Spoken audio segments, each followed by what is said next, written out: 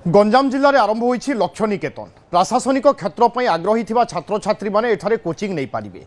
OPSC और UPSC परीक्षा प्रस्तुति टिप्स देबे जिले में आईएएस और आईपीएस अधिकारी माने। प्रथम पर्यायर जिलार 700 छात्र छात्री एथिपाई आवेदन करथिले आउ कृतकार्य होइथिबा 170 जन कोचिंग नेबार सुजोग पाइछंती। दिन 10 संध्या 6टा पर्यंत सेमाने एठारे प्रस्तुत हेउछंती। ऑनलाइन माध्यम रे विभिन्न कोचिंग सेंटर रो शिक्षक माने तालीम देउछंती। लक्ष्य निकेतन रे उन्नत मानर लाइब्रेरी ता सहित डिजिटल बोर्ड स्मार्ट क्लासरूम आदि रहिछि। एहारो परिचालना पई जने उच्चपदस्थ अधिकारी को नियुक्ति दिया जाइछि। प्रथम पर्यायर ब्रह्मपुर में आरंभ होइथिबा बेले आगामी दिन में छत्रपुर और भंजनगर सब डिविजन रे मध्य खोला जिबा नै लक्ष्य रखा जाइछि।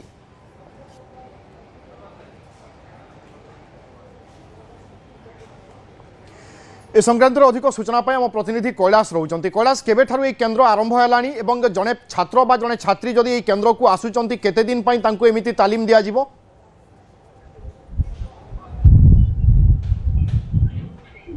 देखो निहत विभु गंजाम जिला प्रशासन पक्षर गंजाम लक्ष्य निकेतन नामक एक योजना आरंभ होती जो मैंने यूपीएससी ओपीएससी जो मैंने प्रिपेयर होती समस्त प्रकार व्यवस्था कराई निमंते पूर्व जिला प्रशासन पक्षर एक प्रवेशिका परीक्षार आयोजन कराई जो कि 700 जन छात्र छात्री जो मैंने रही से भाग नहीं 170 जन चयन होती 170 जन मध्य ब्रह्मपुर जो बीडीए ऑफिस रही बीडीए ऑफिस उपर महलार एक लक्ष्य निकेतन एक सेंटर खोला एठारे बर्तमान जहाँकि 70 जन जो मान छात्र छात्री रही से पाठ पढ़ुं यही छात्र छात्री मानक पाठ पढ़ाऊँ गंजाम जिलार जिलापाल एसपी आईजी ब्रह्मपुर उपजिलापाल और बीएमसी कमिशनर देखिए 3टी आईएएस ऑफिसर और सहित 2 जन आईपीएस ऑफिसर निजर जो अभिज्ञता रही आईएएस हबार आईपीएस हबार तार तालीम यही परीक्षार्थी मानक तथा छात्र छात्री मानक दौरान जहाँकि संपूर्ण रूपे मागणा रही है सहित यही छात्र छात्री मानक समस्त प्रकार पाठ्य पुस्तक ठार आरंभ कर ई लाइब्रेरी और स्मार्ट बोर्ड और सहित वीडियो कॉन्फ्रेंस माध्यम